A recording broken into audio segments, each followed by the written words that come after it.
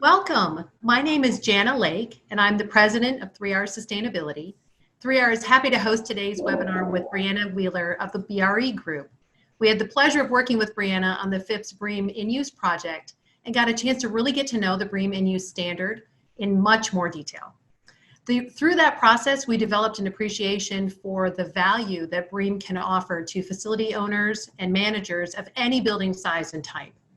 Our world is facing three global pandemics right now: climate change, social inequity, and COVID, and of course the resulting economic situation.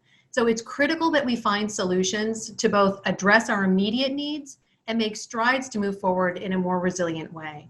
BREEAM In-Use adds incredible value because it offers specific feedback on how a building is performing today and an action plan for improvement going forward.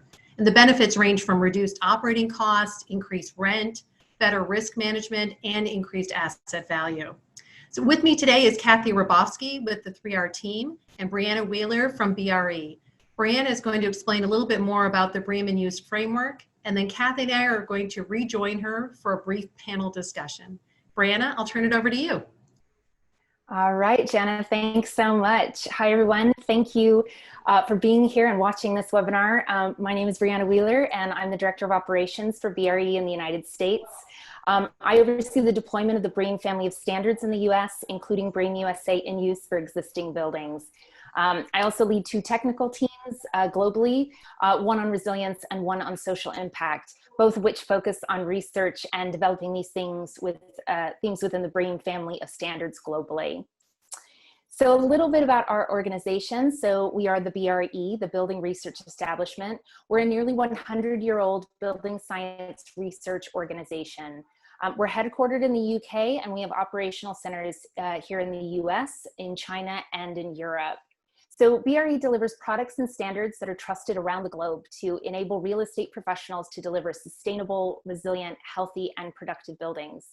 In addition to our certification activities through programs like BREEAM, we also do testing and research activities.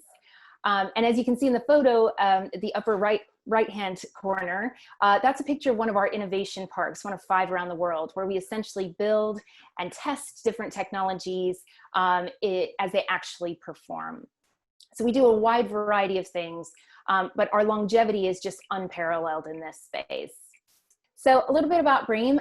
BREEAM was the world's first green building certification system. In the late 80s, when the term of sustainability came out, our organization, already over 60 years old at that point, thought, okay, well, what does this mean for buildings? And we came up with, minimizing environmental impact, protecting occupant health and well-being, and also ensuring that an asset is financially viable and creates value. But there was nothing in the marketplace that would help define that, and that's where BREEAM really came from. So today we are the most widely used program in the world, with over 2.2 million registrations in our programs and over 572,000 certificates issued in 87 countries. But taking a step back, thinking about what drives BREEAM and really what are some of the things going on that makes sustainability, changing it really from a nice to have to an imperative. I want to start with some of the regulatory aspects. Net zero energy and the climate crisis is really driving many cities to look at energy benchmarking reporting requirements, Pittsburgh among them. So we've seen an evolution of these ordinances to move from simply recording or reporting data towards energy performance requirements and even financial penalties in some places. So the impacts of climate change are experienced locally, and more cities are enacting these types of ordinances to drive change and protect communities.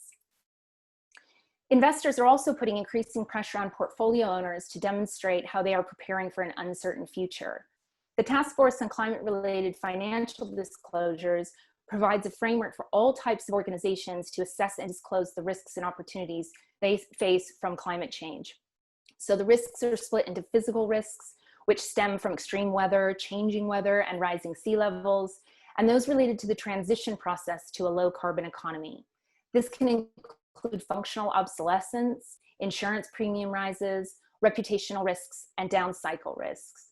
However, there are also opportunities that can be found, including having more resilient buildings, which can in turn strengthen community resilience when that's done right. Operational expense controls, which could lead to potentially more desirable spaces, higher NOIs, and shorter lease up and downtime. So climate change is happening now. Weather-related disasters and those fueled by climate change are increasing in frequency and are getting much more expensive. And this is a map from the 2020 season so far. It'll be interesting to see if COVID is linked to this as one of the things that are linked to climate change overall. Now, insurance was once seen as the primary method for protecting asset value. Physical damage happens, the asset is repaired or rebuilt, and the asset value is then protected. But with increasing incidents, it's becoming clear what insurance doesn't cover. It doesn't cover depression in property values post-event. It doesn't cover rise in property taxes to fund infrastructure repairs. And it doesn't cover capital improvements required to meet new code. And something that COVID has made clear is the lack of coverage for business interruptions not stemming from physical damage, such as COVID. And we've seen these kinds of lawsuits working their way through the courts thus far. Now, insurance companies are using sophisticated models and data sets to calculate the risk that factors into the best and worst case scenarios for climate change, and they're pricing that risk accordingly. Annual increases of insurance premiums in double digits are now more commonly reported and are impacting on operating costs. And even where an asset owner is not exposed directly, the higher costs, directly to an event, whole markets might feel the impact just from the perception of unaffordability as those rates start to rise. The value of assets is tied to their ability to produce revenue and their desirability. If the community's jobs and people that drive that value are damaged or removed, there's a real risk of devaluation or non-performance and negatively affecting investment returns. Poor building performance has real consequences beyond the impact on the financial bottom line. Our industry is only now starting to fully acknowledge how the environmental performance of our built environment impacts health, mortality outcomes in our communities, and how that in turn impacts our economy and community resilience. We are all impacted, though it's critical to acknowledge that the impacts are not equally experienced or equally shared. The negative impacts are disproportionately experienced by lower income communities and communities of color in particular. These negative impacts ripple through our societies and undermine the social resilience and cohesion of our communities. The expectation that the built environment should create tangible benefits to society is spreading. So investors, owners, governments, and other stakeholders increasingly recognize the need to better understand the broader social impacts from the built environment. This has created a need to identify how the built environment can best deliver social value through its life cycle, including ways to quantify, manage, and improve social value outcomes. Many organizations are seeking to align their activities with the international initiatives such as the United Nations Sustainable Development Goals that seek to address global challenges, including poverty and other societal inequalities. Similarly, more businesses are starting to use environmental, social, and governance factors, or ESG, to evaluate how successfully they have introduced sustainability strategies to improve performance and outcomes, manage risk, and ultimately grow and protect business value. This rearrangement of the SDGs demonstrates how the SDGs and ESG factors align. Ooh, talk about alphabet soup. Ensuring that our built environment contributes positively to social value is really critical for our social cohesion and the resilience of our communities in the challenges that lie ahead. And then, of course, this year we've seen the COVID-19 pandemic prompting a complete rethink about what we really mean by healthy buildings. Health and wellness up to now has been treated as a tenant amenity, something that's about the enhancement of the daily experience of occupants and really to distinguish a building or space to attract tenants. Much of this focused solely on the occupants, providing them spaces or services that they could use to improve their productivity and well-being. COVID-19 has shifted the view completely, highlighting that building systems such as HVAC are fundamental to keeping occupants actually safe as well as healthy. Healthy buildings is now about risk management and building and maintaining tenant confidence that the right practices and actions are in place to keep them safe. It's a lot to think about. That's a lot of different drivers and risk factors going on. And for real estate investors, owners, and managers, These are events and issues that require action today and a longer term strategy. So I want to go through how BREEAM In-Use works and thinking about how it addresses all of those different factors going on. So the first thing to know is that BREEAM In-Use is for existing buildings, and we accommodate over 50 different space types, including industrial of all types, healthcare, life sciences, and higher education in the commercial side, and then multifamily and single-family homes in residential. The program is split into two parts. So part one looks at the asset performance, the physical structure of the asset, its fixtures, and its installed services. And part two looks at the management performance, the operational side, how it's performing and how it's managed. Now, each of these parts is independently scored and assessed, which means that for your asset, you can look at which part you actually control and focus on it. Where do you have responsibility? And most importantly, where do you have the opportunity to make improvements? This allows you really to focus this on growing business value as well as delivering a more sustainable outcome. Our program has 9 categories, which if you are familiar with environmental performance in buildings, many of these will be familiar. A couple of things that we do differently. So our health and well-being category is focused on encouraging building performance and practices that are fundamental to managing health risks at the building level. We don't address occupant behaviors, but the fundamentals of what aspects of the building deliver healthy environments for occupants. In our energy category, net zero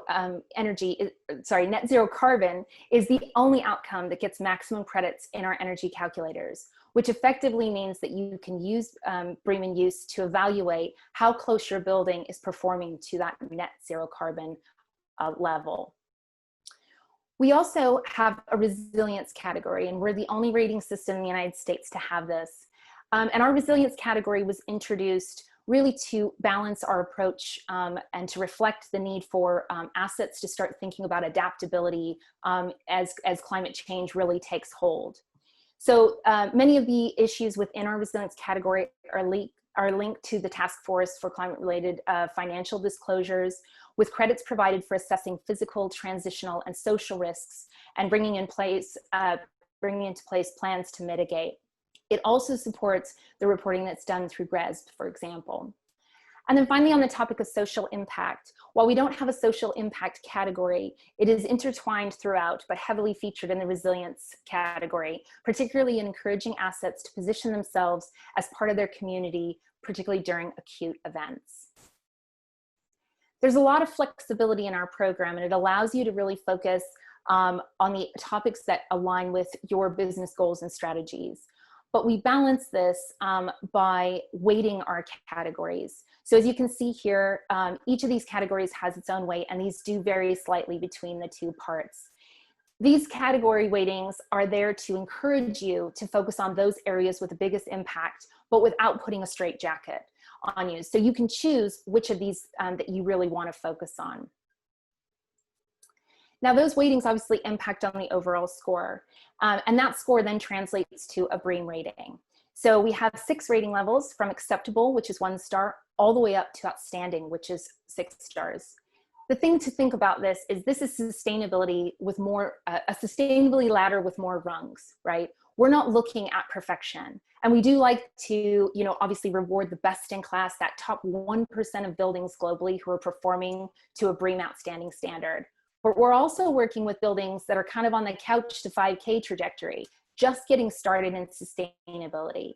Because this isn't about perfection. This is about understanding, evaluating, being transparent about that, and then using it to actually drive performance. And that performance is really about investing in the building to drive that value, to ensure that it's managing risks, to ensure that it is growing that value and protecting it over the longer term.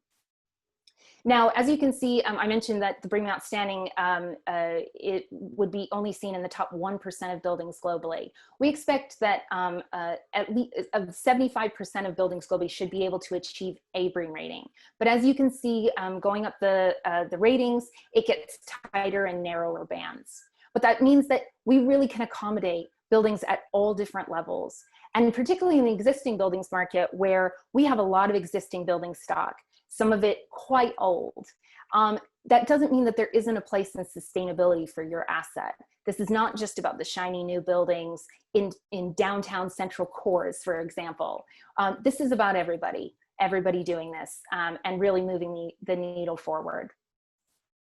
Now, our program is accepted or recognized by GRESB, which you might be familiar with BOMA 360, and for those who look after universities, the STARS program as well.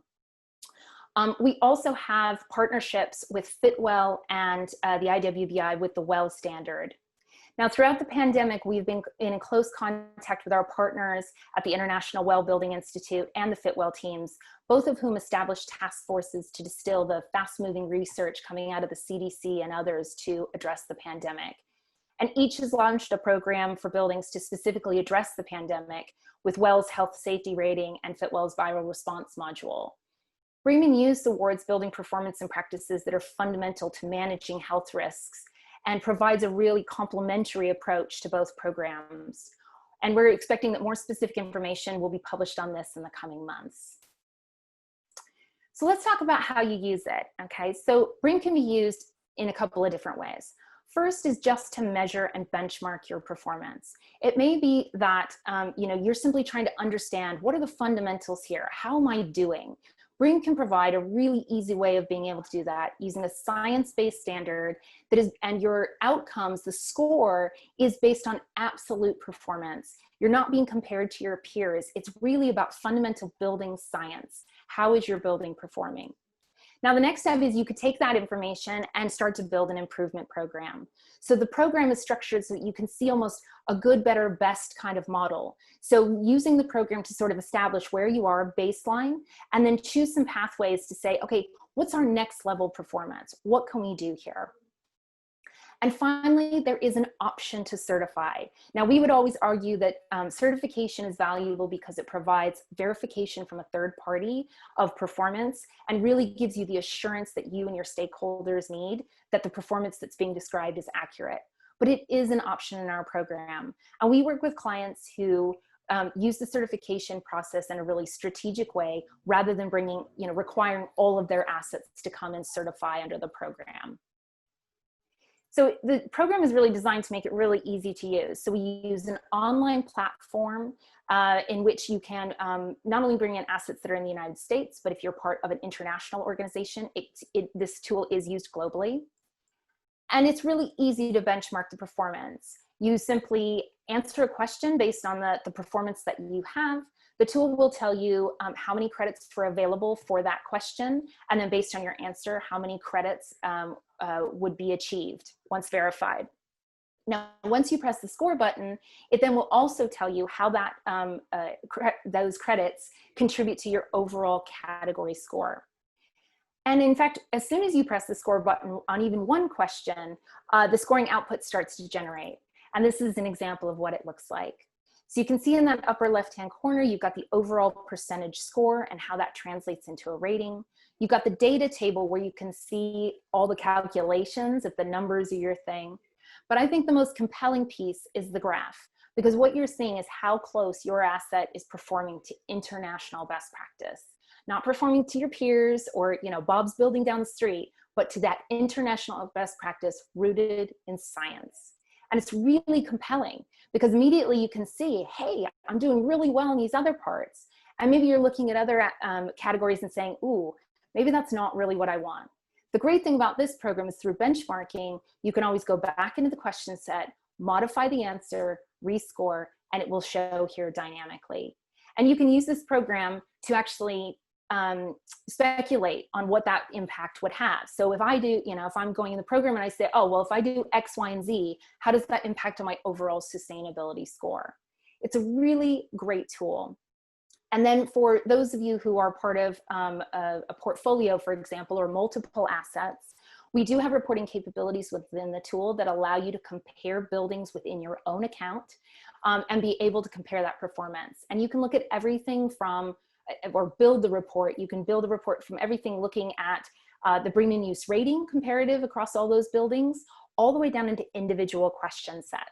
So if you are looking to set key performance indicators, i.e. you want all of the buildings in a portfolio to be performing at a certain level, you can use this platform to be able to evaluate that and in fact help spread improvements through your portfolio.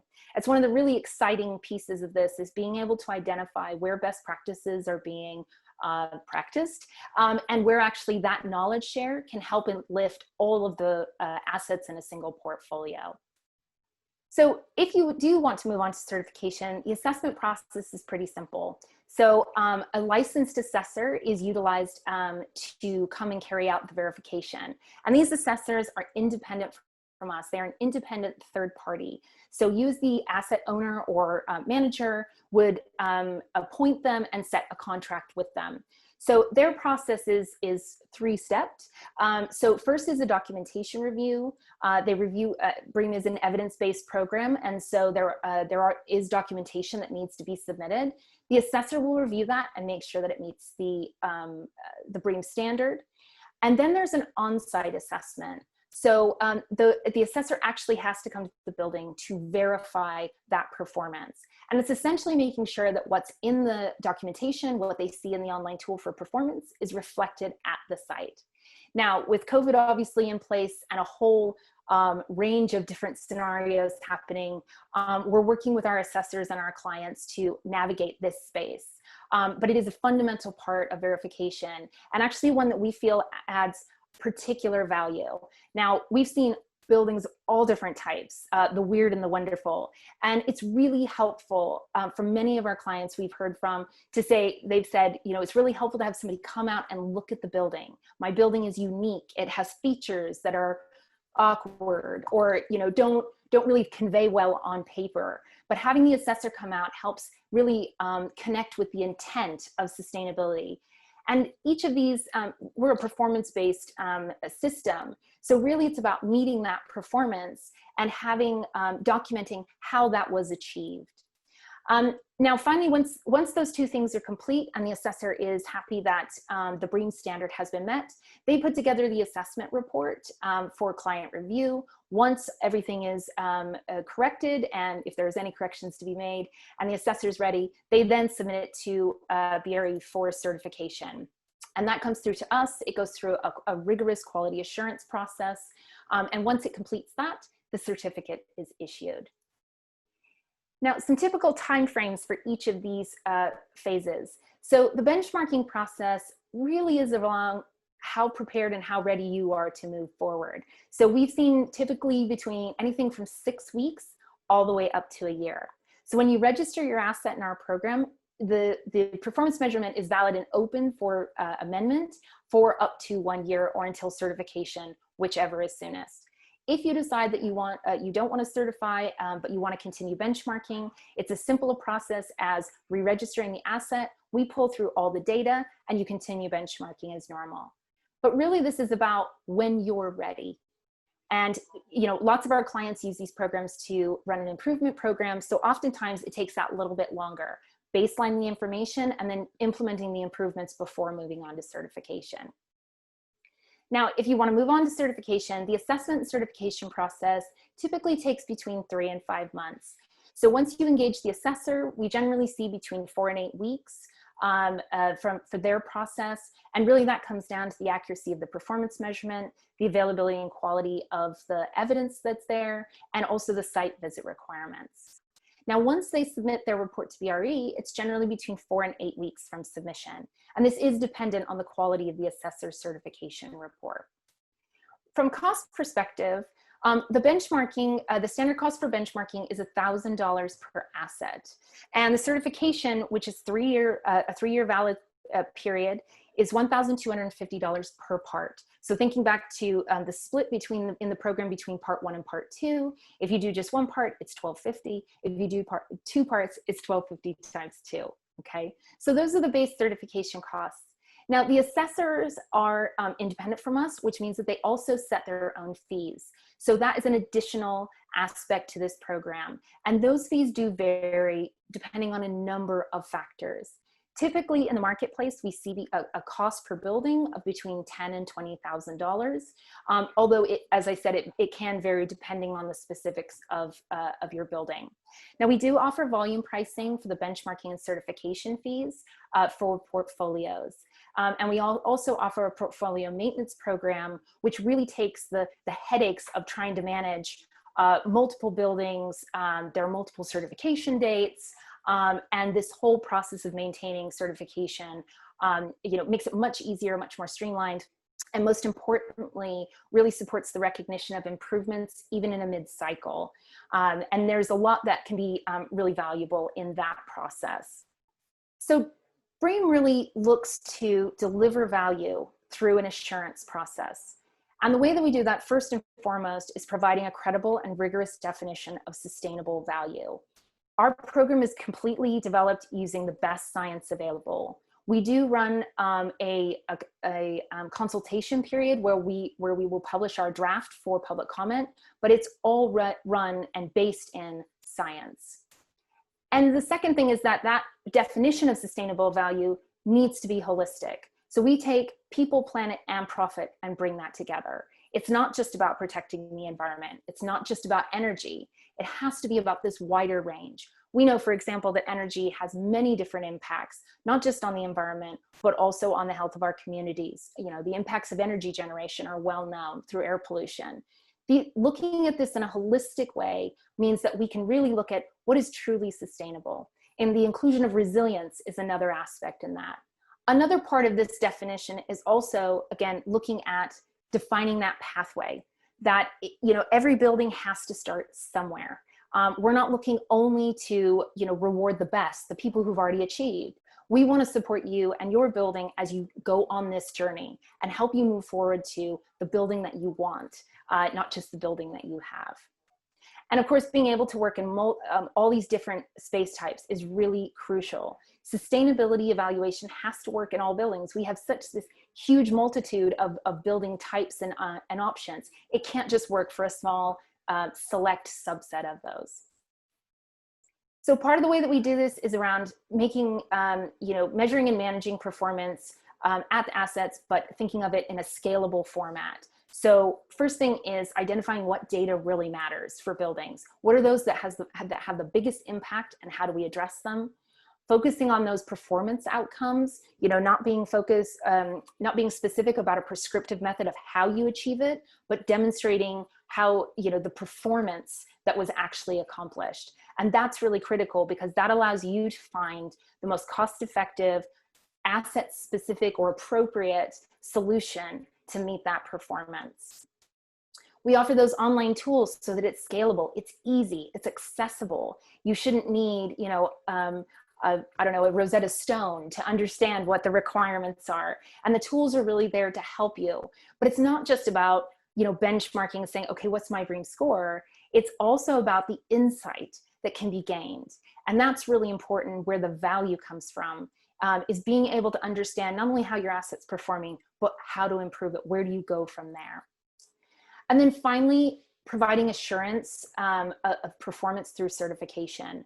We look at this very much as an assurance activity, just like in the financial world, the auditing, for example, of financial accounts. Sustainability data is very much the same in that, because a lot of times you're making decisions on where to invest or budgeting based on this kind of insight and information. And it's really critical that that is correct and that it accurately reflects the performance. But that also needs to be, a cost-effective approach. And it also needs to be flexible to work with your asset. Finally, though, a big mark of assurance is trust and credibility in the mark. BREEAM's been in this space for 30 years. And we continue, obviously, to look forward to the next 30 years and shaping the sustainable value definition, but also looking at ensuring that we are robustly and credibly providing a certification program. Now, with all of this, there's one aspect of saying, we use certification to speak to our stakeholders, whether that's your investor or your tenant. But there's also a measure of risk management and disclosure here. I mentioned about the benchmarking ordinances and the changes that are coming as cities look to grapple with the local effects of climate change. BREEAM In-Use can be used to identify and manage those risks as you go. And that can be whether it's just, you know, your single building in Pittsburgh, or perhaps you're part of a larger portfolio owned in a national or global format. Planning to meet those future regulatory obligations, being able to, in a way, stress test your portfolio is really critical, particularly as these changes are rapid. You know, it's 2020. Many cities are talking about changes for existing buildings to take place by 2035 or 2050.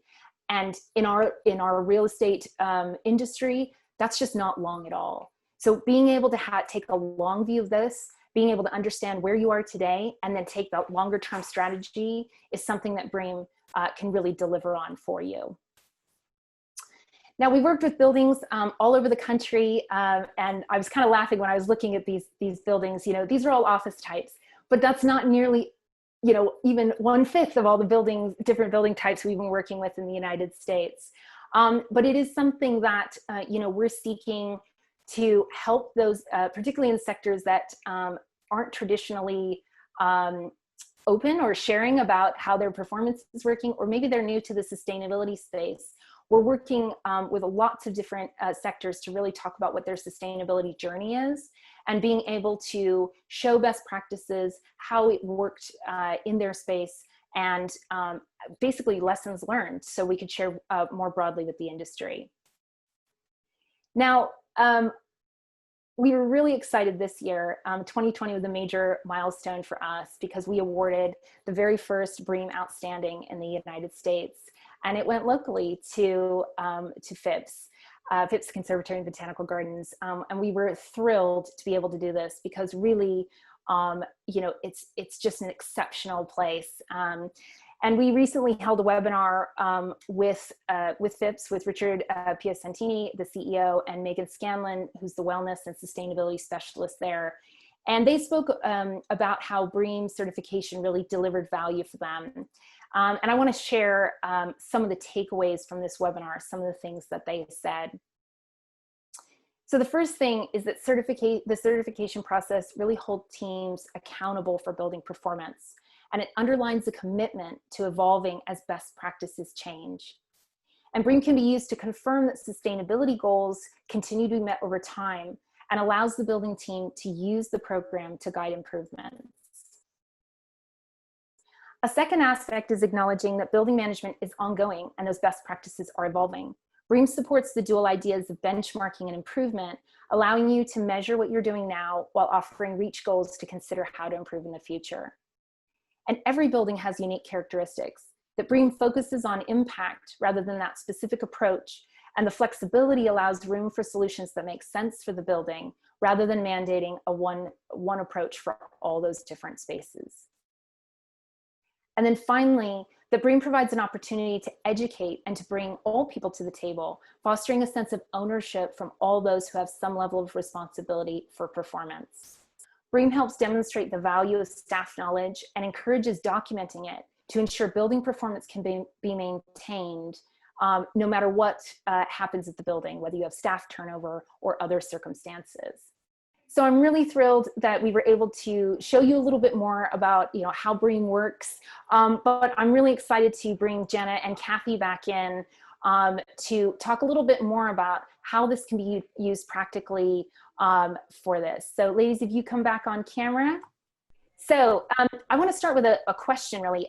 So for both of you, so you worked with Phipps on their BREEAM assessment. Their building is exceptional, as evidenced by their BREEAM Outstanding rating. How do you see buildings that may not be so advanced in their approach to sustainability gaining value from using BREEAM? Phipps Center for Sustainable Landscapes, of course, was the building that was certified, and it truly is exceptional. But if you look closely at that building, you realize it's not a very large building. It's in approximately 26,000 square feet range, and it serves many, many different functions. It offers education, gallery space, and office space for the Phipps operations team at that larger facility. We've seen a variety of building sizes in addition to Phipps all across the U.S. These are from anywhere from large to small office buildings. And when we say large, there could be 500,000 square feet to above, to as small as a tiny shed that looks to be approximately 1,000 square feet. They could be research and development, historic construction or renovation, and new construction, anything from university to hospital, manufacturing and warehouse. And we also see these buildings certifying at all levels. Some come in at the acceptable level and use this to form an action plan for themselves, or just certify it as acceptable, and some certify as Phipps did at the outstanding level. So the beauty of the BREEAM USA In-Use system is it allows building owners and managers this flexibility to certify where they are and then form an action plan for an improvement. What we like is that the benefit of the BREEAM framework is that it provides an objective assessment of how a building is performing and that path for improvement that Kathy mentioned.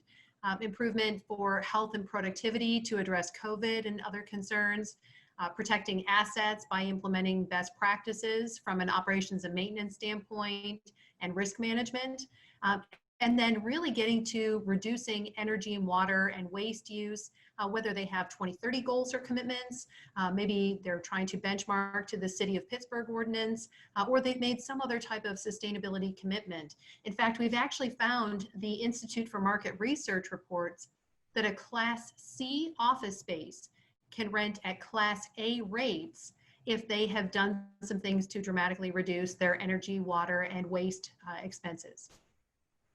That's fantastic. I think that really shows the value that sustainability can drive. You know, it's not just about, you know, a marketing aspect as such, but really about driving value in those assets. That's wonderful. Yeah. Breana, could you tell us a little bit more about what types of clients are using BREEAM? Whether they're large or small portfolios, et cetera? Yeah, you know, we've really had a huge variety of clients. One of the space types that's really exciting, in my view, is industrial. One, because I mean, it's been, during the pandemic in particular, it's been an extremely high growth area. Lots of stuff going on there as e-commerce really gets going. But what's really exciting about it is, I would say 5 years ago, there wasn't a lot of talk in the industrial sector about sustainability. You know, there were often struggles saying things like, you know, we have triple net leases. We don't have control over the building. You know, we simply own the shell and that's kind of it. There's not much we can do. But we've seen this growing, particularly in investor pressure to say, we must be able to do something. And BREEAM has been able to offer an opportunity for that to happen. So we've had a lot of buildings certify, a lot of industrial buildings that are really talking about sustainability for the first time. And what's great is that they often think they don't have a lot of control. Oh, there's not much we can do here. Then they do the assessment and they say, hey, you know what, actually, we've got something here. And oh, by the way, my tenant is actually kind of interested in this, you know, and how do we use this to foster the conversation? Maybe, you know, it doesn't come down to a joint certification where the operational side gets brought in as well, but you can start to have the conversations with the tenants. And, you know, when we go into a down cycle, that's often the issue is, you know, how do you keep tenants? How do you retain them? It's a fantastic way to engage them, even if you don't have control over those spaces. So industrial has been really exciting for us. We've also, because of this year, when we launched an update to BREEAM In-Use, we expanded the umbrella from just commercial real estate into residential. And so we've seen this also coming in multifamily, and we even have some conversations going on about single family homes. And I think that's really important. You know, I've speaking with a lot of our potential clients, speaking with cities. You know, many cities don't have a dense urban core of large buildings, for example. It's a lot of sprawl, maybe 1 or 2 stories, and they've got a lot of housing. And they're also sitting there saying, what do we do here? How can we help? And also bringing in the social equity piece. How do we address things like fuel poverty, which doesn't seem like a sustainability issue until you start looking at energy efficiency from a cost perspective and an equity issue. So we've really been able to advance those conversations because we have a solution that really genuinely works and it's accessible. And then the third one, I guess, is around universities. we've been really excited to, the very first university that certified with us was University of California, Davis, and we continue to work with them. And we're working with other universities as well. And it's really fantastic because not only are universities obviously mission driven and looking to educate and share, which we love that. We love sharing. Industrial often doesn't want to share their story. They think their building's ugly and therefore why would we want to talk about it? And I'm like, send me the picture. This is like the every building. Why not, right? But for universities, they're really an exemplar of what it means for long-term hold and management. You know, most of the time these buildings are on campuses. They are owned forever. They've built them. They can't exactly divest. So actually it's a great story, even for commercial real estate where you can buy and sell, is being able to see what does the long-term mean for this? And maybe as a you know, an owner or an investor of a building now, you know, perhaps my hold period is only 7 to 10 years and I don't expect to hold it beyond that. But looking at, well, who's going to buy it at that time? Who's going to buy it at the end of my hold period? And what at that point are they going to want to see from my building, and how do I get that value back? Mm-hmm.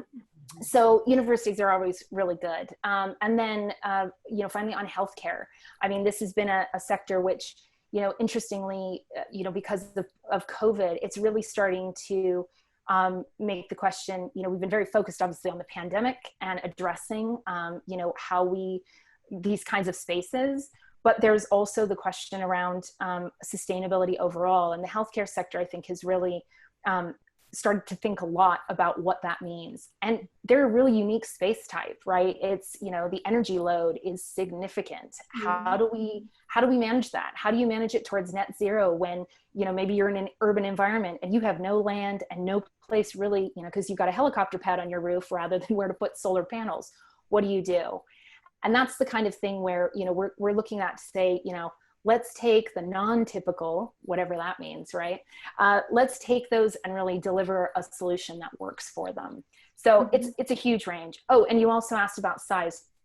We have worked with everything from single buildings, you know, really just marquee buildings, you know, that are not part of bigger portfolios. They're privately owned, all the way up to global portfolios. So, you know, the likes of investors like CBRE Global Investors, you know, global retail like Unibail Rodamco Westfield. I mean, huge asset owners and investors.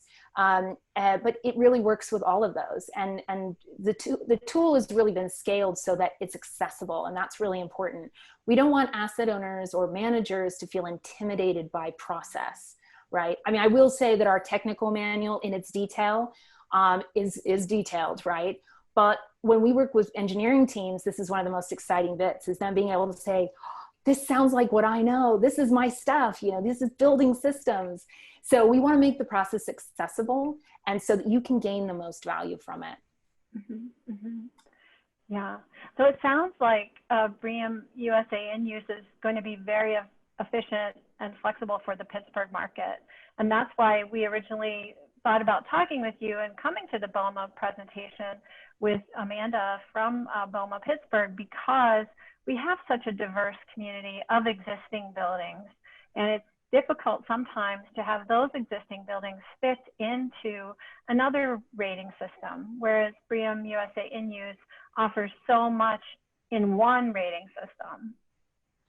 Yeah, absolutely. Well, and come to, I mean, obviously you guys have gone through this process. You know, Phipps was not a typical building. I mean, it had a lot of really amazing, unique features. You know, what would you guys see as really the aspects of BREEAM In-Use that could work on all those different building types? Where would you see them really gaining? Well, I think it's very empowering, as you were saying, particularly empowering building owners and managers with an opportunity to self-select whether they will certify in one or both parts. It used to be 3 parts, so it's actually, I'm relieved that you're now down to 2 parts. It makes working with clients just a little bit easier. You know, we acted as the client liaison at Phipps, and we helped them to pull their very extensive documentation together for the certification process. But they were very, very involved as the owner manager, and they went through the questionnaire on their own first. So they were able to determine which parts really seemed to be most applicable to their building. And then they settled on part two, really to work on management because they felt pretty confident about their asset itself. So I think it's really wonderful that USA In-Use gives owners that option and then allows them to go through the process and make a determination at that point whether they want to just create an action plan, which over time they can continue to improve upon, or whether they want to certify where they are within the rating system. And I think we should amplify the fact that even some of the larger buildings in those very glamorous portfolios that we were discussing have certified at acceptable or pass. They have not all certified at outstanding. And then again, we were just very fortunate to work with Phipps and see them achieve their outstanding level, which also exemplifies the fact that a smaller building can perform to an outstanding level. So you really are able to work with all types of buildings in all types of situations. There are a number of things that we think are really neat features of BREEAM that make this so useful for not just the Pittsburgh market, but really, real estate more broadly. Especially for people who might be kind of new in the space of really looking at a rating system. It doesn't need to be something overwhelming when you approach it from the standpoint of it's a guide. It's helping me to determine the performance of my building today and identifying those areas for improvement for an action plan going forward. So they can easily work through the questions in the portal, start to understand some of the actions they're taking now and kind of what that best practice might be that they can stretch to. It helps them see their policies and their procedures all as part of a building management system and not kind of, potentially disjointed, what may feel like disjointed things right now. And then it also gives them an opportunity to really look at, how are they performing? What are some of the opportunities that they have to reduce their operating costs, potentially increase rent, manage their risks better, and increase their overall asset value? So we see tremendous value in the BREEAM framework. That's fantastic. And I think that's really great too, to think of it as a tool, right? Certification isn't for everybody, right? That's not always an outcome that is really the end goal, but sustainability is for everybody and needs to be for everybody. And the benefits that can be gained, again, we would always say certify because then you have performance, but getting started is half the battle. And not feeling a sense of shame if your building is not the Iron Man, right? Like nobody started on their, running career by running a triathlon, right? They said, hey, I'm gonna run a mile today. Think of this as kind of that starter piece, right? And we encourage all of that. I think any building who is willing to, evaluate their performance and really see it as an investment in them, in their building, is really, really on the right path on this. And that's fantastic. Well, we would love to work obviously with more buildings in Pittsburgh. I have to say, from the very first time I visited, I came because I came for a convention, and I love the city. So please have me back. I adore it. Fantastic. All right. Let's see here. So I think that's the last question that we have. I noticed that we're running out of time on this. Let's see here. So for kind of the follow-up, next steps really. So thanks for that, Kathy and Jana, for, speaking about this today. And thanks to BOMA Pittsburgh for, the opportunity to talk a little bit more and share the experience that we had with Phipps. So there's a couple things you can do, right away. So first off is learning more about the program.